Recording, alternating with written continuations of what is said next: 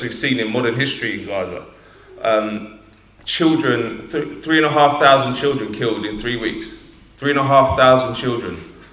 9,000 people. And these are not Hamas. These are human beings that are caught up in a prison camp.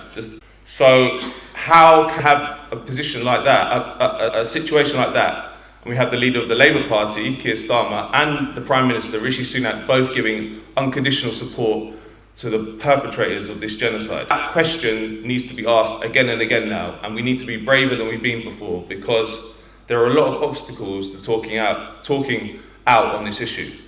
There's two reasons that Washington, London, the EU backs Israel.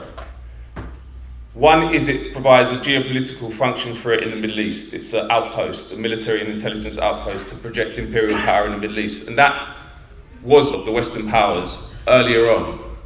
But I don't think it does that much for them now, in that sense. They have the whole of the Gulf states are basically under US and UK control. The UK has huge bases on Cyprus, which is not far from Gaza. I think why we have such conformity of support for this genocide is because of the Israel lobby. And we need to talk about the Israel lobby, because the Israel lobby is very powerful in this country and in America, and they put huge amounts of resources to making sure that the political class in this country support the apartheid state. And to be specific about this, there's two very overt groups that do this. So one is Labour Friends of Israel and one is the Conservative Friends of Israel. Now, both of these groups cultivate young politicians as soon as they enter the Houses of Parliament. I'll give you an example. So Conservative Friends of Israel, which has never revealed who funds it, we can guess who funds it. Doesn't take too much of a Sherlock Holmes to try and think who funds the Conservative Friends of Israel. But they funded the current UK Foreign Secretary and the current UK Home Secretary, Suella Braverman, two massive supporters of Israel. They said they paid for them to go to Israel 3 months after they entered Parliament in 2015. That's barely been written about anywhere, and we need to break that silence, because that is at the root of why our political class is supporting Israel, because they put huge amounts of resources into making sure our politicians are speaking on Israel's behalf, rather than on the British people's or on humanity's behalf. So we need to talk about that. We also need to talk about the media, because the media in this country is complicit in what is happening in Gaza. It is, if you look at how the BBC is covering this, look at how The Guardian is covering this, the ones we're meant to think are nice, cuddly, liberal publications, they are complicit in the genocide. I was looking the other day, I don't know how many people know about BBC Verify, which is a new unit in the BBC. It's got 60 journalists, which we pay for. And in the last 3 weeks, when Israel has lied non-stop, bombed hospitals, schools, UN facilities, nowhere's safe in Gaza, BBC Verify has done one fact check of the Israelis' claims about these things. 60 journalists in 3 weeks. And that one fact check found in favour of the Israelis over the Al-Ali hospital attack, which was clearly Israel, and they blamed it on an errant Hamas rocket, which has basically been disproven by a lot of groups, including Forensic Architecture recently. So we have a situation where the media, the political class is completely at odds with the population in Britain. And when you have a situation like that, it's not tenable for long. It can't last. And we need to keep applying the pressure on the media, on our politicians, to make sure they speak for humanity, because I was saying this to Ahmed earlier, we have a degree of freedom in this country which people in Gaza do not have, clearly. People in the West Bank do not have. I went to the West Bank twice, one in 2009 and one in 2016. The first time I went with the International Solidarity Movement, which is non-violent activists which go and help Palestinians resisting evacuations and protests against, in the case when I was there, the apartheid wall. And I went to two protests at two villages. One was called Bilayin and Nilayin, and these are two villages that are getting cut in half by the apartheid wall. And every Friday, the villagers would go out and non-violently protest the fact that their villages were getting taken by the Israeli settlers. And at both those demonstrations, non-violent, as I say, with international people like myself, and there were others, They shot live ammunition at us. Live ammunition and non-violent protesters. And that even when internationals are there. And in Gaza, Tom Herndl, a British man, was killed about 15 years ago in Gaza, protecting young Palestinian children from the Israeli military. They shot him in the head. There was another American girl who was run over by a Caterpillar truck. So that's what they do to internationals. Think what they do to Palestinians. Palestinians who raise a finger of protest will get shot in the head. That's the reality. So if we're not using our freedom that we have here, where we're not going to prison, we're not going to get killed, if we're not using that freedom, we're not doing it right. We should. So everyone needs to use the freedom that we have. We can speak out. We can go on the streets. We can expose our politicians. And we can take on the media. Okay, there's a couple of obstacles to that. There's a couple of drawbacks. One is that you'll be marginalized. One is that you'll be attacked. But when you compare that to what the Palestinians are putting up with, you understand that the onus is on us to do everything we can. And I think that this event is huge. I think it might be the biggest geopolitical event of our lifetime, because there's something different this time. Even with Iraq, they gave lip service to human rights, to democracy and freedom on TV. You know, Tony Blair and George Bush, awful as they were, war criminals, all the rest of it, but they at least they talk the talk. When you listen to Netanyahu and his ministers, they are overtly talking about, they're celebrating the fact that they're doing war crimes every day. I've never seen that, and nothing will stop the US backing them while they do it. There was an IDF spokesman on CNN a couple of days ago who was just saying, well, we told them to move. This is when they bombed the refugee camp. We told them to move, so they knew the bombs were coming, but we did it anyway. They killed hundreds of people, civilians, kids, but they said that's admitting a war crime. That's a contravention of the Geneva Conventions. The Geneva Conventions do not say you can tell people to leave and then bomb them if they don't. They say you cannot target civilians. They knew there were civilians there. They bombed another refugee camp today and killed hundreds. So they need to. This is different. This is a different complexion. This is a different way of doing things. And I think that it is waking up the world to a reality which has been there a long time, but has been hidden. You know, which is that we are brutal imperial powers that do not have any regard for human rights or human life. Even though we talk the talk, that's been obvious to people who look at this stuff, which I do a lot. But I think the general population is now realising it. When you have Keir Starmer, who's putatively the head of a left-wing party or a Labour party, going on TV and being asked, is it right for Israel to withdraw food, fuel and electricity from 2.3 million people, half of them children? And he says, yeah, I think Israel has that right. That is a big moment. That's a big moment. There's no way back from that. You cannot row back from that. That will haunt, or it should haunt, Keir Starmer till his dying day. He supported the collective punishment.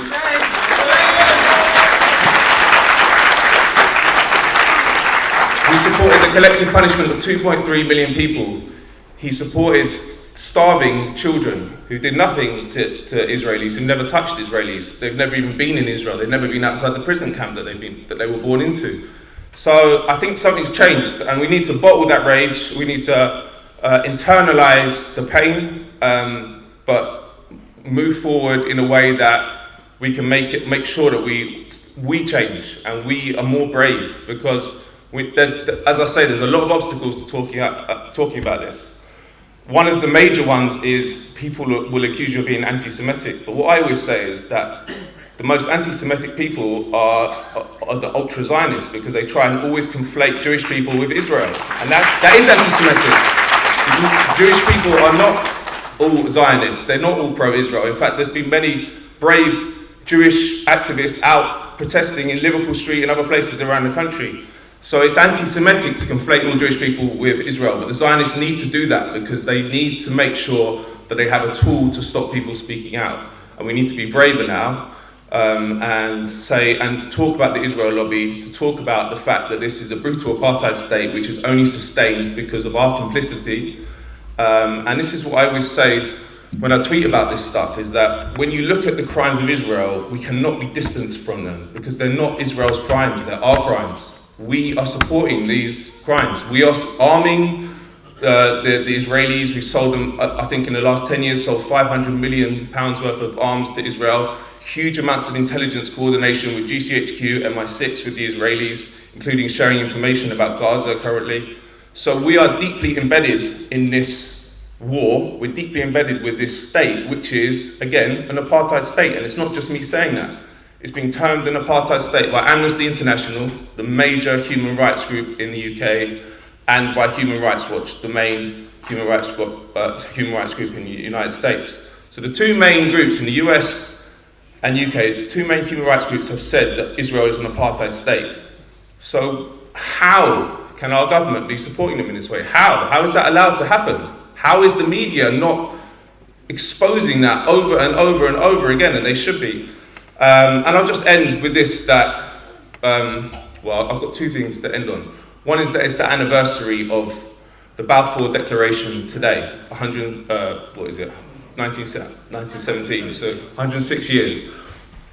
This was when, after Balfour, a Scottish aristocrat, British politician, basically wrote this declaration saying that Palestine, which was then under British control, could be designed, British would give it to the Zionist movement. They said that they supported mass Jewish immigration to Palestine. So we have a special responsibility in this country to the Palestinians because we are the ones that gave Palestine to the Zionist movement, and we should have never done that. It wasn't ours to give away, but we have done that. So we need to understand that special responsibility, the pain that we've caused for the last 75 years to the Palestinian people, and the pain that we are now causing by supporting this genocide in Gaza is unthinkable. So everyone has a debt to the Palestinian people that we need to pay back. What was I going to say? One more thing. Going forward, I think we need to think of practical ways. As I mentioned, we can break that umbilical cord. And I think civil disobedience is one of the major mechanisms for doing it. I don't know how many people here are aware of Palestine Action, but they are the Palestine movement, solidarity movement in this country has been pretty muted for a long time, and it shouldn't have been, but it has been. And Palestine Action have come along in the last couple of years and completely changed the game. And they've done that by using different tools. They are going after all the Israeli arms companies in this country, non-violently, violently against the property, but they're not hurting anyone.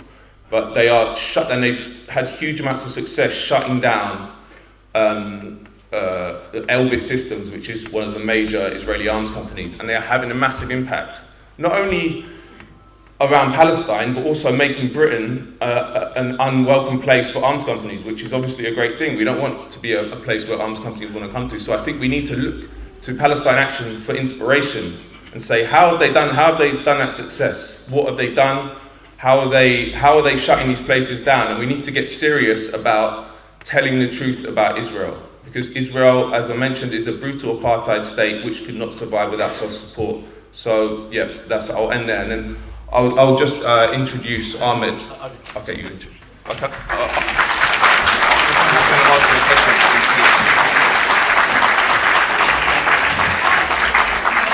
Ladies and gentlemen, you heard Matt Kennard speak very passionately about his experience. Please take a seat. We'll give you a chance later on.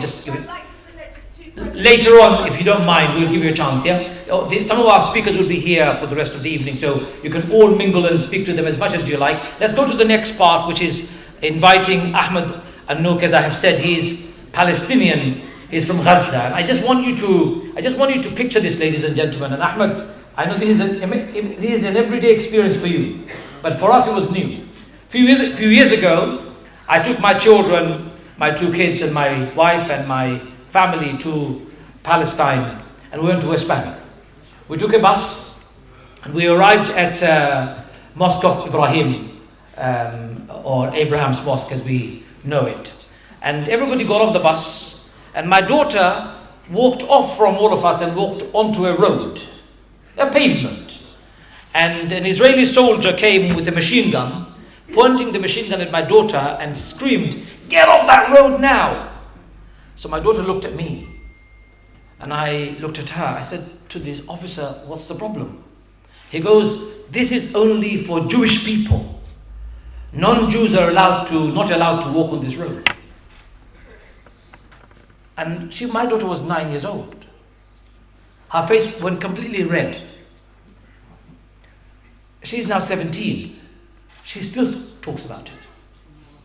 She says to me, "Daddy, how can somebody say that?" Now, ladies and gentlemen, that's an experience for us visitors.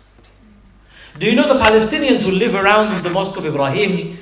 They're not allowed to come to the Mosque of Ibrahim. They have to go around the whole area. The 500 checkpoints the Israelis have established and created 200 ghettos. They can't move from one place to another. Just for them to come over to the other side of the road, it would take them 2 hours to get through the checkpoints.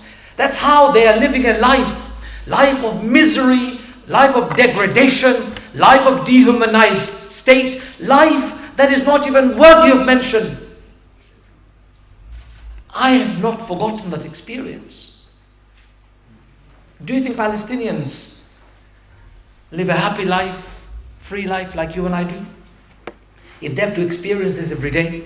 The reason I say this is because my next guest, Ahmad Al-Nouk, is from Palestine. He and his family have lived this every day.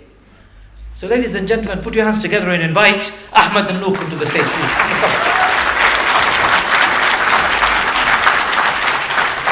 I'm just going to introduce Ahmed quickly and ask a couple of questions, just because I have my own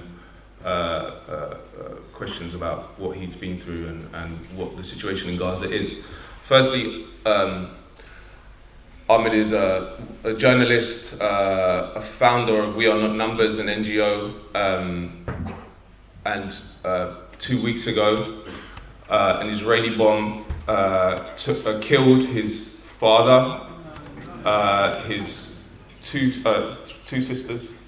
brothers, 3 sisters, and 13 of their kids, his nieces and nephews, in one go. So, I mean, this is pain you can't really imagine, and we should. I just wanted to pay testament to him, Ahmed, because he's been out fighting for peace and fighting for the truth on Palestine. He's been on GMB News, speaking eloquently in the face of some horrendous interviewers. And I mean, I don't know how he does it, to be honest, but the other thing is he's lost a family that he can't replace, obviously, but I was saying to him earlier, it's like we're all his family now, all of us. Yes, we are. And not just today, forever. And I really mean that, so he's a beautiful soul, so thank you, Ahmed. My first question, firstly, I'd just like, for all of us, obviously, I tried to get into Gaza twice when I was in Palestine, but they wouldn't give me a visa to go in.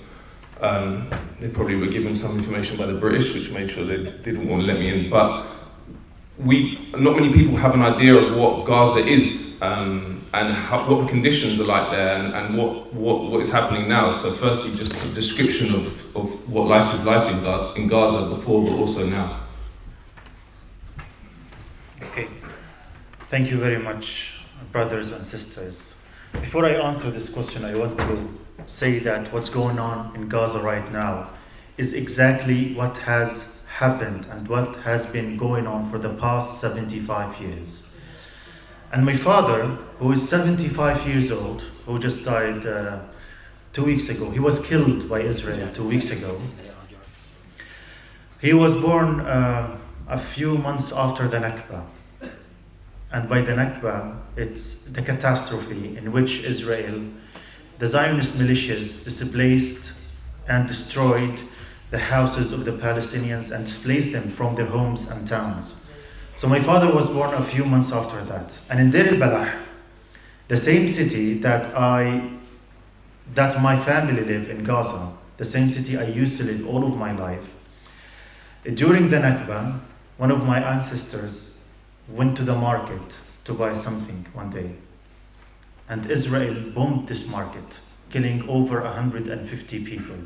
Now I know that not many people, not everyone, I'm sure none of you heard about the massacre of Deir al-Balah market that killed 150 people, because the media in the West has always been complicit. It has always been complicit against the Palestinian people. What happened in 1948, 75 years ago, is taking place right now again in Gaza. The Israelis are now killing people en masse. They're trying to ethnically cleanse the Palestinians from Gaza, drive them away to Sinai, and take all the lands for themselves. And for that sake, they are killing hundreds and thousands of people. They're killing children, women, elderly. They're destroying houses. They're doing all the atrocities. They're bombing hospitals. They're bombing schools. Just today, Israel bombed a school in which the Palestinians who lost their homes sought refuge to. They bombed the hospital, the school, killing the civilians, the women and the children. And there's no justification whatsoever for killing civilians. But they are doing so knowingly. They're killing the children and women and the civilians in order to intimidate the Palestinians, in order to force them out of their hands, exactly as what happened in 1948, 75 years ago. My father is 75 years ago. He died when he was 70 years ago, and he is an eyewitness. He was an eyewitness to every atrocity that Israel committed against the Palestinian people. History repeats itself. We know all that. But only a stupid person who wouldn't learn from the past. And the Palestinian people are not stupid. We are a powerful people. We are a proud people. And we will never commit the same mistake.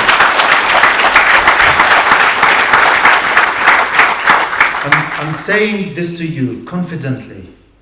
The Palestinian people will not leave their homes and lands in Gaza, and they will never be fooled by the Westerners. They will never be fooled by the Zionists, and they will never leave Gaza. We'd rather die in Gaza than leave it.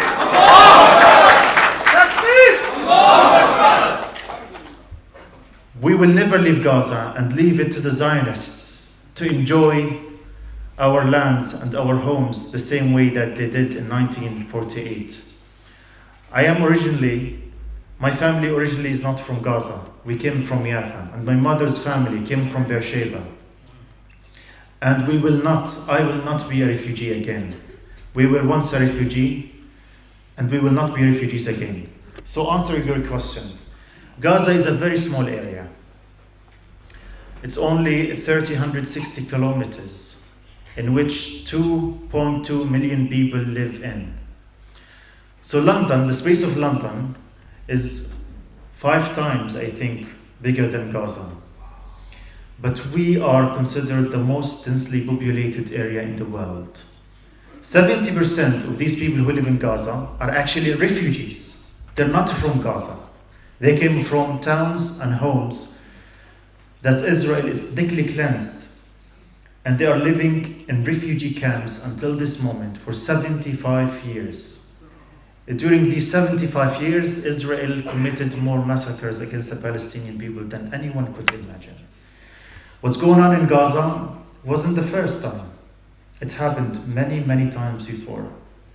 It happened in 1967, it happened in 2008, it happened in 2012, it happened in 2021, it happened in 2019. It's happening every now and then. And the Israelis are continuing their genocide. Do you know why? Because the Western media is allowing them to. Because the Western politicians are allowing them to. And they are providing them with a cover, providing them with weapons, providing them with support, all the support they need. And they're not listening to the Palestinian people. The Western media, unfortunately, are now playing a role in not telling the stories of the oppressed as they should. They are telling and spreading the oppressors' lies. And we should stop that. So Gaza is a very, very, very densely populated area. For the past 17 years, Israel imposed a blockade on Gaza, a collective punishment according to all the international laws. And I was only 13, I think, or 12 years old when Israel started this collective punishment of the Palestinian people. And it was so severe that the Israelis used to count the calories that the Palestinian people need in Gaza in order to just survive. That was the amount of food that they are allowing to Gaza. I remember when I was 12 or 13 years old, when the siege started, that we did not have gas to cook our food. So my father would go and collect some firewood in order to make a fire to cook for us in the middle of the night. We did not have gas to run our cars, so my father used to put vegetable oil in the car to run the car just to move here and there. It was very bad that the Israelis did not allow the Palestinian patients to go and receive a treatment outside. So I remember the numbers of people who were stuck at the borders, patients who died every single day because they did not have enough treatment.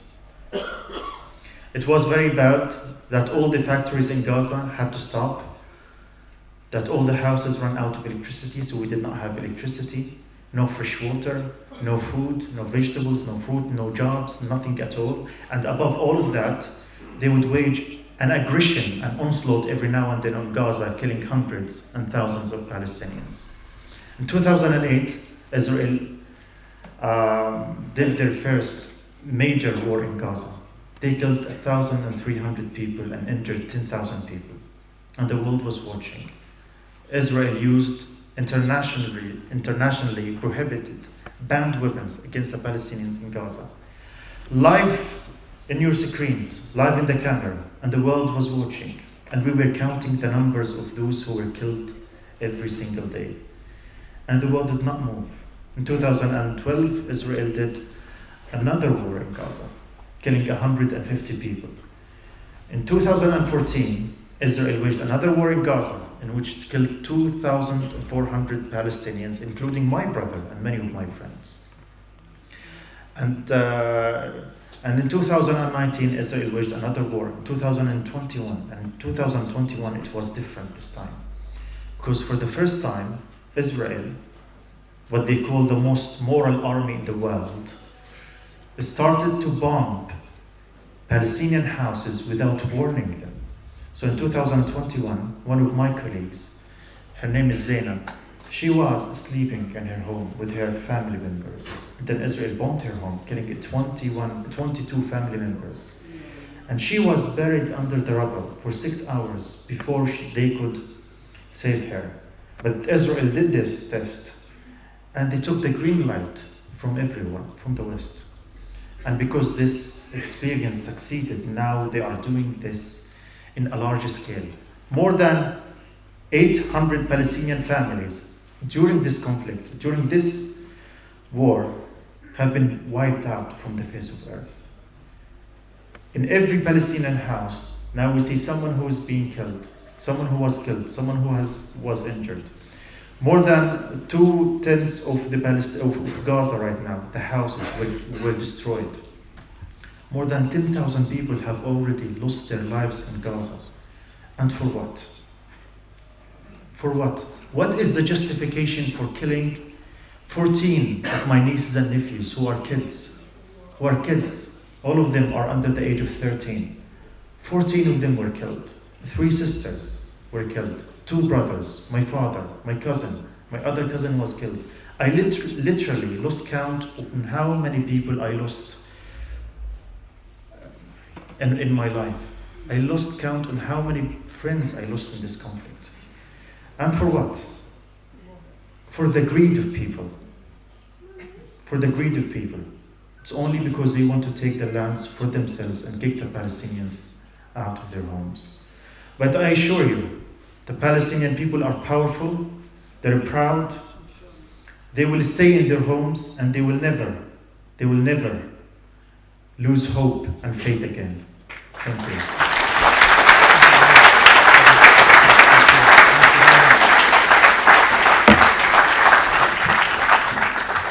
Ladies and gentlemen, what a powerful testimony from Ahmed. I don't know what I can say to you, Ahmed.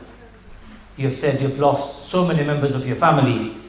Ladies and gentlemen, I don't know what we can say to Ahmed, not only him, but so many others who have lost their friends, their families, their loved ones. I don't know how I can stand and show my face to anybody. Ladies and gentlemen, I just want to ask you a question. A few questions, rather. In a war crime, because it's a crime against humanity, and as members of humanity, we have a duty under international law, under all ethical systems, as members of the humanity, to do what we can to stop it. And that's why I just want to focus everyone on that. We as individuals here in this room have an individual obligation to stop what is happening, to stop the complicity of our government, a government that we pay taxes to, who are aiding and abetting what the United Nations has said, and the United Nations Human Rights Commissioner has resigned as crimes against humanity. But I just want to focus on I just want to put it out as to what can we do here and now. And I know that not everyone's the same. All of us are under different pressures, especially in Tower Hamlets, especially the history of something called the PREVENT program, where even like parents are scared to discuss with their children about issues of Palestine in case they get referred. And people do get referred. And, to be honest, as a counsellor, I did try to change that. I did try to change policies to stop the prohibition of advocating for Palestine in Tower Hamlets. But that is the environment that we are in. And that's the environment a lot of people are in, and a lot of parents are scared. How do we talk to our children about it? How do we talk to our neighbours about it? How do we go to the workplace? I've had a colleague who organises a trade union block on those marches, a complaint going in to our employer, claiming that she's a terrorist sympathiser. Yeah, and we rallied round as colleagues and supported her, and our union has as well. But that's the kind of pressure that we have every day. And I just want to put it out to everyone to think about how can we practically, as individuals here, in Tower Hamlets, in East London, in London, do stop what is happening? How do we inform, educate our neighbours? How do we change that opinion? How do we change our policy? And so I just want to put it out there, and I'll let Ajmal pick that up. Thank you.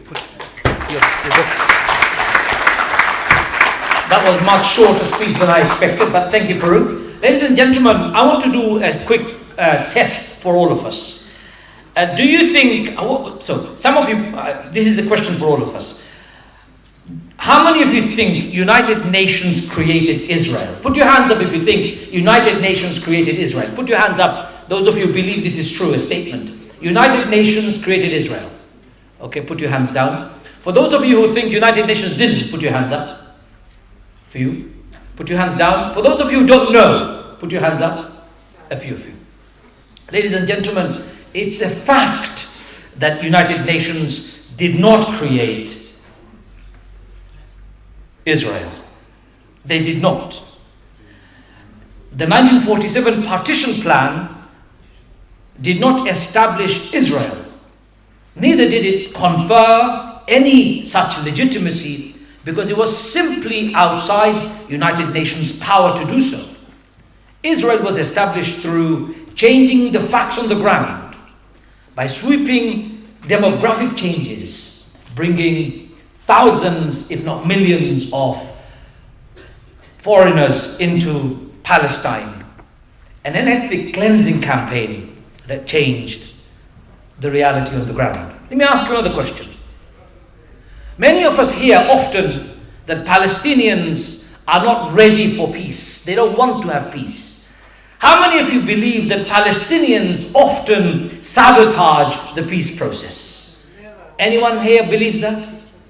One or two of you. And yet, it is complete fabrication of the truth. Palestinians have always been ready to establish peace. If Palestinians were sabotaging peace, what is Israel doing? Constantly building illegal settlements. If you are going to be occupying someone else's land which is illegal, and you want to create two states, what kind of message are you giving out by continuing building illegal settlements on a place that you are illegally occupying? Does that show any indication that actually you're going to give up? No.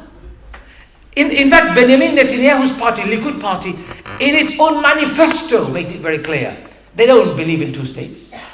They want the entire place for the Jewish communities of the world. It's a homeland for the Jewish communities. But ladies and gentlemen, the Jewish communities before Israel was created, in quote unquote, lived in that land with the Christians and the Muslims and people of other faith and no faith together harmoniously. What happened suddenly? Israel was created, and it created not on a land without people, for a people without land. It was created on top of a people who have lived there for hundreds of years, if not thousands. So it is vital that we know the reality. It is a myth to suggest that there are only two-state solutions. The two-state solution is the only solution on the table. Has anyone asked the Palestinians with a referendum to say, what would you like? No. Why is it that when it came to South Sudan, when dividing up the Sudani country into two parts, South Sudani people were given a referendum and they chose to sever their ties with North Sudan, and South Sudan was created? Why is it that when another country from Indonesia was divided and they were given a referendum, why is it that we give referendum to our people in this country if they want to leave Europe, but we refuse referendum for the Palestinians? What are we scared of? What are we scared of? Ladies and gentlemen, it makes no sense. It makes no sense that you have Holy Land in which so many amazing prophets have come, so many amazing people have lived, and people of the same Abrahamic triangle, Muslims, Christians and Jews, who have lived harmoniously for years, can't live together. It is not strange. The elephant in the room is Israel. You can't have harmony when you've stolen other people's land. You can't have harmony when you've made millions refugees. You can't have harmony when you don't allow them to return to their own homes. You can't have harmony when you bomb them and you call them terrorists when they protest against you, and you call the rest of the world anti-Semitic when they criticize you. You can't have harmony like that. We as people here, we want peace. Don't you want peace? Yes. We all want peace in that region, but peace not like this. This is not peace. So, ladies and gentlemen, I can be here for hours telling you about the myths and the truths about Palestine. The reality is we are not all fully aware of what's going on the ground, and we're not fully aware of the facts and figures. So this is what we want to do. I'd like to propose this to you, and I want you to think about it. In our schools, my daughter came home the other day and said, Daddy, my head teacher told me I can't talk about Palestine. Can you imagine that? When the previous conflict took place, she was in her secondary school, she put out a Palestinian flag on her locker. She was taken aside and accused of anti-Semitism. And I was called. You know what I said in response. And you know what they did? Do you know what they did as a result? They had a massive assembly of 1,200 kids in which a Palestinian representative came and gave the true account of what the Palestinians were experiencing, and the Israeli representative came and gave an account of what they're going through and let the people decide. And yet in our schools that's not being allowed anymore. We're being told at work, if you sympathize, somebody just told me yesterday that he sympathized with the Palestinians, he has been disciplined and sent home. One of my friends who is a pharmacist, his pharmacy is on the verge of being closed down because he supports the Palestinians. how much are we going to tolerate this nonsense, this cancel culture?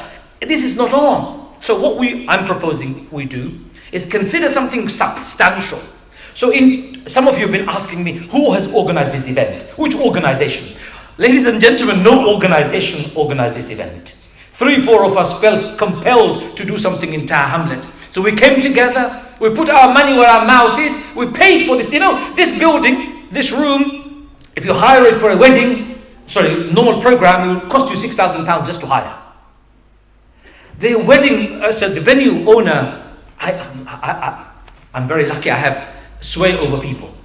When I picked up the phone and I spoke to them, they said, Brother Ajmal, since you're calling, we'll give it to you for £1,750. Ladies and gentlemen, they discounted because they know the cause.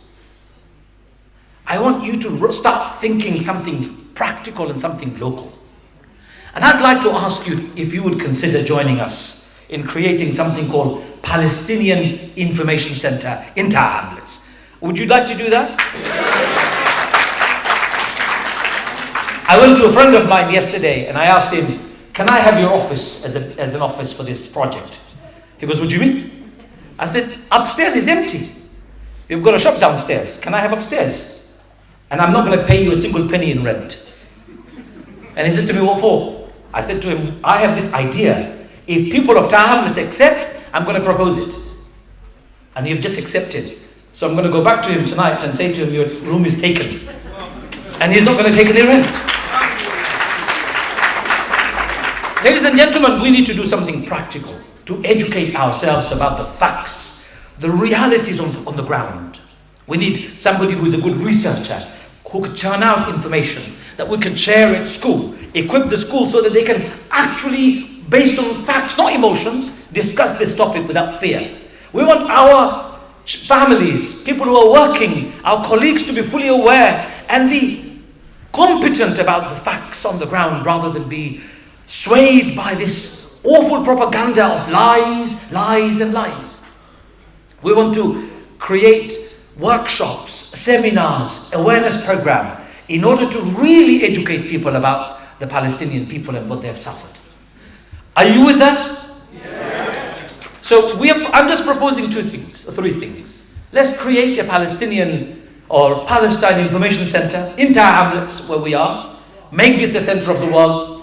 Tower Hamlets indeed. And let's create a space from where people bring out authentic information to be able to equip our families, our friends, our schools, our colleges, our workplaces with true information. And let's start struggling. Let's fight with the information that's been thrown in our direction by giving facts in return. So if you are okay with that, show of hands for those of you who would like to see this happen. Put your hands up. If you don't want to, that's okay. But if you do, keep your hands up. Okay, everybody, you look around and see it's carried that we are going to set up a Palestinian Information Center in Tower Hamlets, and we will announce it very soon. Thank you very much. And the primary objective, I'm not reading from notes, I promise you.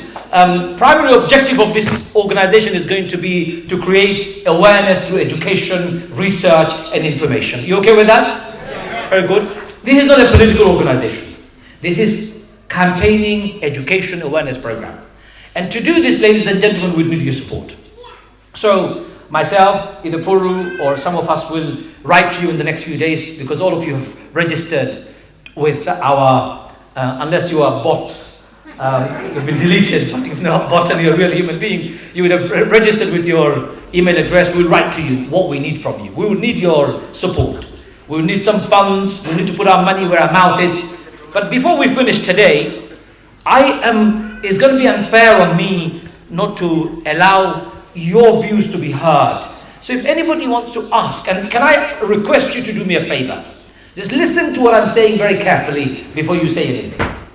I sent the email already. Okay, good. Just listen to it very carefully. Whatever you say, think before you say it. Don't be driven by your emotions. Keep to facts. We want to stay together in combating this evil that is proliferating, right?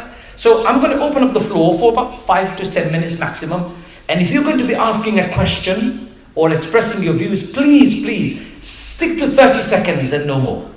So lady over there, please go ahead yourself. Okay, first off, thank you so much for speaking, and I want to address what you said, the last speaker, about what we can actually do as a people. So first off, I want to ask about war crimes. How do we as a people make it such that we can push for the people who are responsible for this to actually, be seen in The Hague and, be held accountable for war crimes? Second,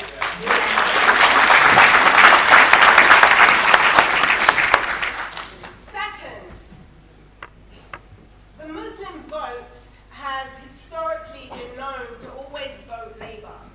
We are now at a crossroads. We're not going to be doing Tories. We cannot do Labour. Can I ask you for a favor? Who are we doing then? What- How do we know who to vote for? So here is my answer to the second question. Thank you. Give it a round of applause, ladies and gentlemen. Thank you very much for starting off our conversation today. So the second question we will not be discussing here because it will become politically charged. So leave that for... But how will we know? I'm coming to that. So you have facts and figures in front of you. You have councillors, MPs, parliamentarians and their performance being broadcast to your telephones that are on your fingertips 24/7. Please use your brain, use your intelligence that you have. Ask them those difficult questions before you vote for anybody. Who you want to vote for, it's up to you, not up to me. I'm going to ask Matt to come and answer the first one, which is to do with how do we bring these leaders to the War Crimes Tribunal. Very briefly, please. Thanks. Yep. I'll answer both questions just because I think they both need to be answered. Sorry. I'll stay on the first one.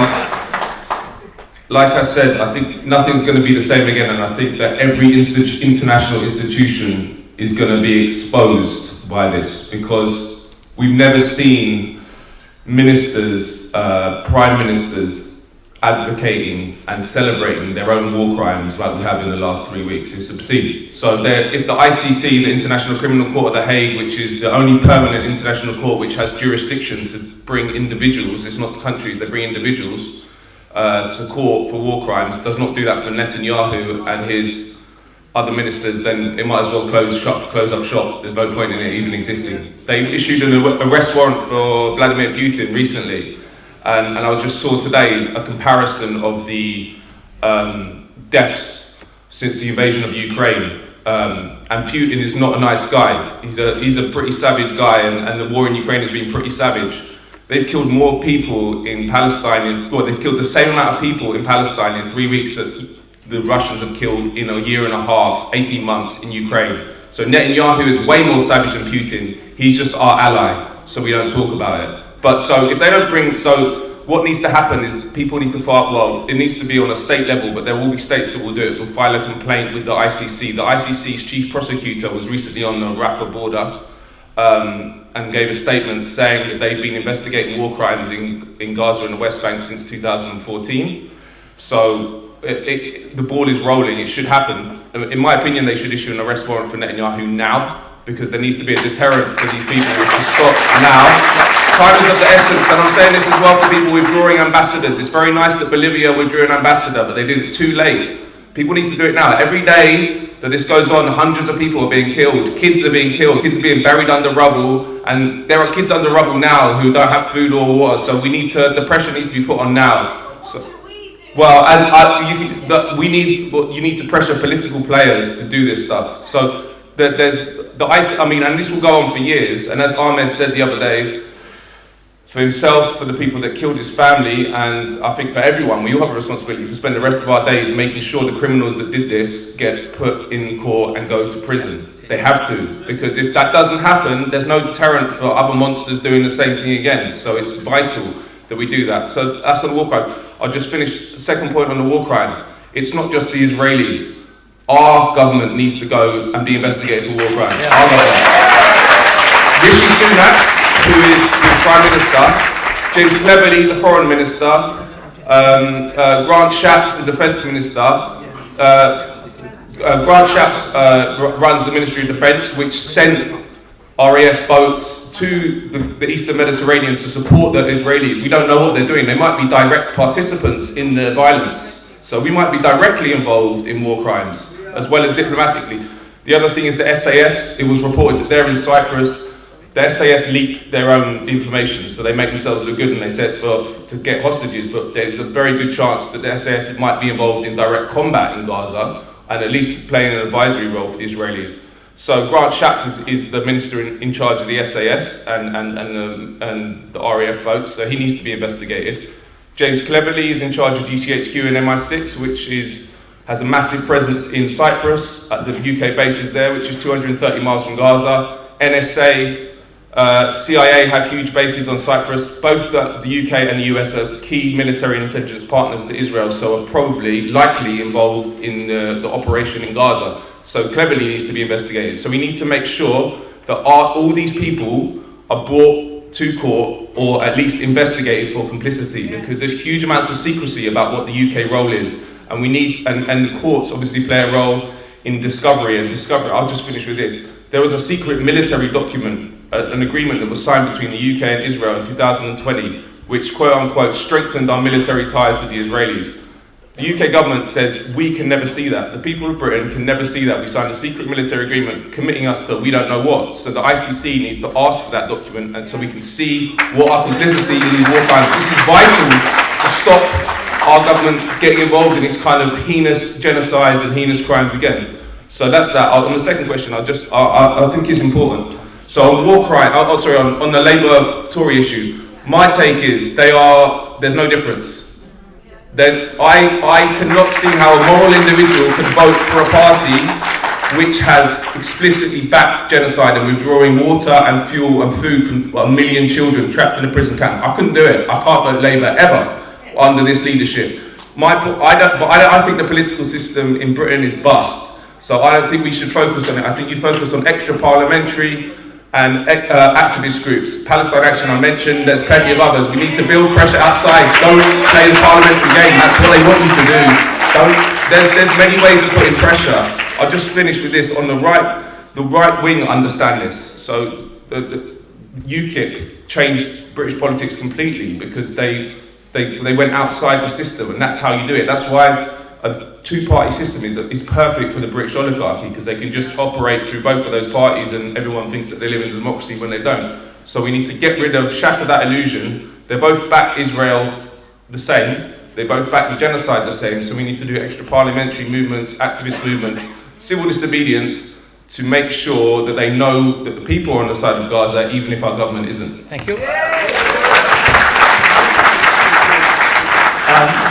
Ladies and gentlemen, I did say short and sharp, so what would you like to say? Very briefly, otherwise I have to intervene. Sure. My name's Sybil. I'm chair of the Tower Hamlets Palestine Solidarity Campaign. We've been going for about 20 years now. We started off as the Tower Hamlets Geneva Friendship Association. We have very strong links with people in Palestine. We bring people over. What I'd like to say is that the Palestine Solidarity Campaign nationally is a huge organisation with 85 branches, thousands of members joining. People are joining daily, and we are behind the massive demonstrations that we've been seeing over the last few weeks.